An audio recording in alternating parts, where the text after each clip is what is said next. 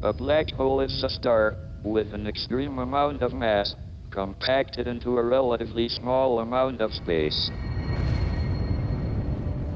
This mass creates the strongest gravitational field in the universe. A field so strong that the star's own light cannot escape, which is why they are called black holes. Albert Einstein discovered how they function when he turned his attention to something that had been puzzling him: gravity. So Einstein said, you know, none of you guys, none of you physicists really has an adequate theory of gravity, and I don't either, but I'm going to come up with one. What Einstein came up with is that the presence of mass actually bends or warps the shape of both space and time in its surroundings. And other objects then follow their natural paths through this intrinsically curved space. That's what the sun does, so Earth orbits it. That's what Earth does, so the moon orbits it. That's what the moon does, so rockets that we send up there orbit it.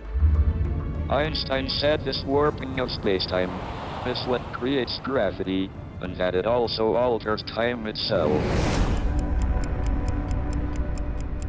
And that time passes at different speeds, depending on how strong the gravity is. The stronger the gravity, the more pronounced the effect. He called his theory general relativity. But when we apply general relativity to black holes, things get truly strange. Though it is not the jump through time that popular culture prefers, this is a method of time travel that is theoretically achievable. So it's not so much as learning how to manipulate space-time, it is just finding the location where space-time is already distorted and altered, and then using it to our advantage in order to go into the future. The warping of spacetime to travel into the future, they are ready to attempt this for real, here on Earth.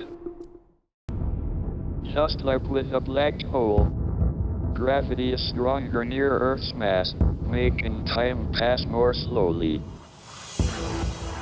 High on a mountain, further away from Earth's mass, gravity is weaker, and time there passes faster.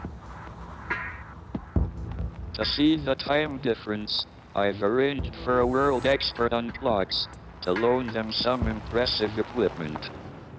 So Tom opens the back of his trunk. Hey. Wow. And it looks like old, like 1980s computer servers, all with a clock, 6 of them going at the same time, like exactly at the same time. These are cesium atomic clocks. Atomic clocks? They are. They are so accurate that it takes millions of years for there to be 1 second of error. Perfect. So we've got a challenge that's going to require us to have a clock with a higher elevation. So if you could lend us a couple of clocks. Sure, you need at least 2 clocks, no problem. Yeah. The clocks have been set to coordinated universal time. Right now, they are all perfectly synchronized to each other. Perfect fit. Yeah, good to go. Though they are stunningly precise, cesium clocks are fragile, and it's going to be cold where this one's going. Okay, watch out for yourself. Look at these.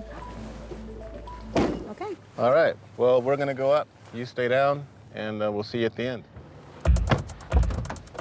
By climbing to a high elevation, Norman and Marisol should experience a different amount of time to Paul, who will remain closer to the mass of the Earth. It's gonna be fun!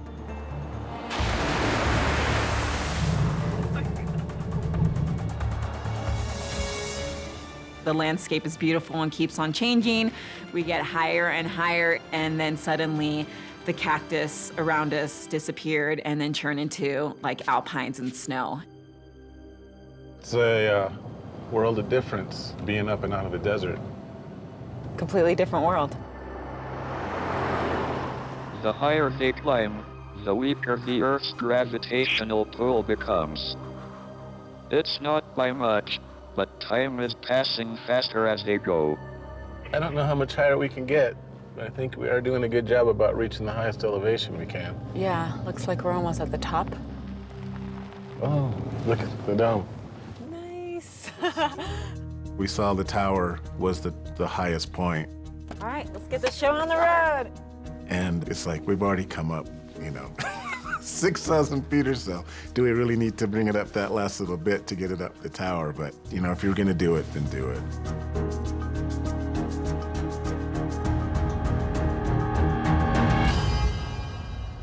Oh my gosh, that is heavy. This better work. We're not doing that again. All right, let's see. So we got it up here. And we are at, What do we got? 9,091 feet. nice. At the peak of Mount Lemmon, they've reached 9,091 feet. Below, Paul is at 2,357. The differing strengths of gravity over this range should be enough to allow them to time travel on Earth.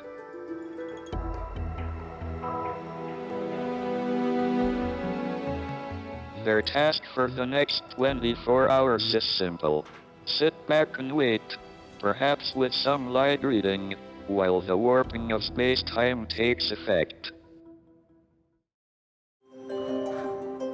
In their attempt to travel into the future here on Earth, my volunteers' 24-hour wait is over. By comparing their clocks, we can see if they've accomplished their goal. Guys, how are ya? How was it? Good. This is going to be very tricky. do it. So 24 hours later, we transfer Paul's atomic clock up to the tower. Then it was just kind of waiting to open our Christmas present to see what was in there. Are you ready for your results? Yes. Here's the clock that we brought up yesterday. Yep. It's been up here, probably running faster, gaining time. Here's the clock we left down at the hotel for the whole day. We think this clock should be ahead of this clock. And the answer is 20.485 nanoseconds. Nanoseconds. 20 billionths of a second. Just seeing the number was amazing because it actually did happen. Oh my gosh. That's the difference between these two clocks. And that was time travel. That was time travel. It's kind of unbelievable and amazing that it could actually be calculated and it can actually be done within 24 hours.